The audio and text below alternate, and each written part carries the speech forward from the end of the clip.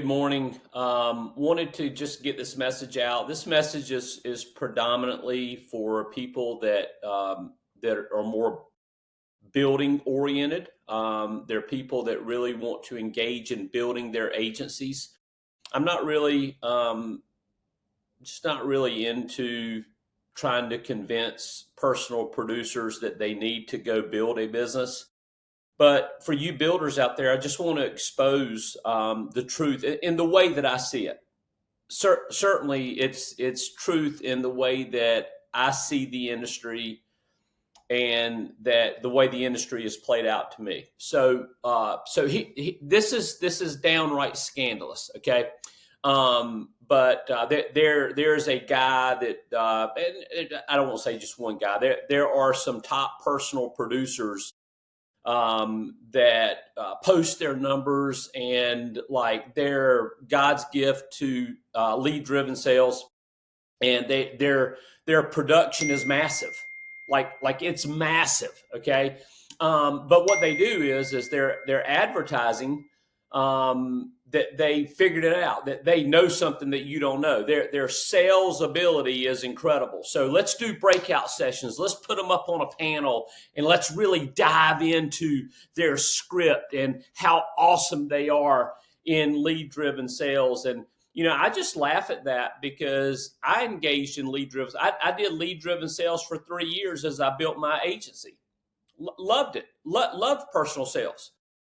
But here's what I figured out. I figured out that leaderboards, they don't highlight people that are top in sales so much as it highlights people that invest money in leads. I mean, the greatest thing about a lead is every single lead, hopefully you're working compliant leads, but every single lead has a close ratio. So when you look at the top producers, yes, we're drawn to their production, but if I'm investing $400 or $500 a week and I'm comparing myself to someone who's investing $2,500 a week, I'm going to lose every time. I may not be bad at sales. I may actually be better at sales than they are. But do you understand the close ratio with lead-driven sales? I mean, that proves it. Here's another thing to think about. How many people in your organization go from investing X amount of dollars in personal sales? Let's just call it 1,500, 1,000, 2,500, whatever the number may be. So they're investing that amount of money every single week in their personal sales. They're living at the top of the leaderboard, rock stars, life insurance industry rock stars, right? They're household names. Well, how many of them have a track record of lowering their lead investment but increasing their revenue in personal sales? How many of them have that story? I don't see it. I don't see it. And listen, I'm not throwing mud on them. Okay, I'm not degrading them because I was the same way. I was chief of all lead junkies, man. Give me my leads. When I needed to create $500 a week of revenue to get my family to safe ground so that I could then start building my agency, this was back in 2016 when I joined Equus. Right? I went backwards in contract level because I needed to place myself, number one, under somebody I could trust. There's only one person, that's Barry Clarkson. And then number two, I needed to place myself in an organization that was going to provide me with the things that I needed to go grow my business. Number one being leads. They were investing in leads. I didn't have to hire somebody that go, okay. I'm hiring you now. Okay, I need you to spend about $800 a week on leads. You're not going to see your first lead for 4, 5, 6 weeks. Okay, but I need you to be okay with that. More importantly, I need your spouse to be okay with that. Right? I know I was done with that. You can't. I couldn't grow that model. Maybe you can. I couldn't grow that model. Okay. So I needed to place myself in an organization that provided leads. And so when I hired somebody, there was inventory. And so my guy could go and take money and buy leads. Okay. It's the easiest thing ever. Now, isn't it funny how we have some people that they refuse to spend money on leads, right? Like, what do we do with those people? Well, you can't do anything with those people, right? I mean, they're not thinking in a 1099 business owner mindset yet. Okay, so plug them into the system. Maybe they'll figure it out. But what we're doing today is we're exposing the truth in lead-driven sales. And again, it doesn't degrade the top producers. It just calls out what's true. And what's true are the top producers of every single organization. Look at the amount of money they're investing in leads. And you know what? And again, the most beautiful thing about it is that every single lead type, no matter if you're working final expense or mortgage protection, or whether you're working direct mail or IVR, or sending out a pigeon with a note tied to his foot, every single lead type has a close ratio. And so if you will simply work the close ratio, it works. It works. But at what point in time in our industry are we going to get to the point where we're not head faked by the top producers out there? The top producer, the guy that's spending $2,500, $3,000, $3,500, $4,000 a week on leads, trying to be the master teacher of the guy spending $200 a week. At what point in time is the guy spending? At what point in time is the infatuation going to go away and go, hey, that person's really no different than me? Yeah, they may own their phone script a little bit more than me so far. They may know how to answer objections a little bit better, but really, at the end of the day, is that really what it is? It's really not. The more money you invest in leads, the reason I'm saying it's a close ratio is the more money you're investing in leads, the more buyers you're going to talk to. And that's just it. But it's the beauty of our business. So for business builders, why are we insisting on building our business? Because I don't want to live my life in the ebb and flow world of personal sales. I don't care how much money you make in personal sales as self-driven income. Okay, so I'm making $500,000, $600,000, $700,000 a year on my own pen. Man, fantastic. I don't want to live that life. Now, $500,000, $600,000, $700,000 a year, that's some pretty good income. Okay, you're living probably better than anybody in your neighborhood. I just don't want to wake up every day with the burden of my family's lifestyle being on my activity. I don't want to do that.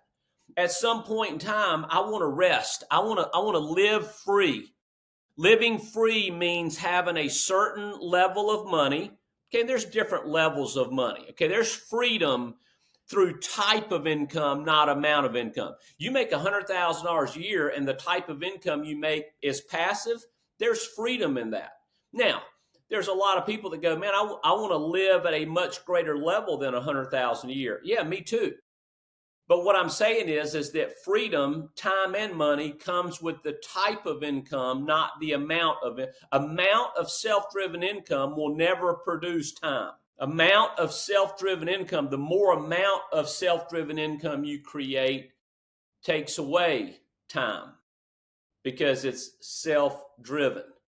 And so what we know is that in that world of self-driven, there's a lot of stress, there's a lot of ebb and flow, there's a lot of watching the news and the economy and the what's going to happen next sort of thing. So why am I insistent on building my business? It levels out the ebb and flows. The more agents I can get in the field protecting families, it levels out my income.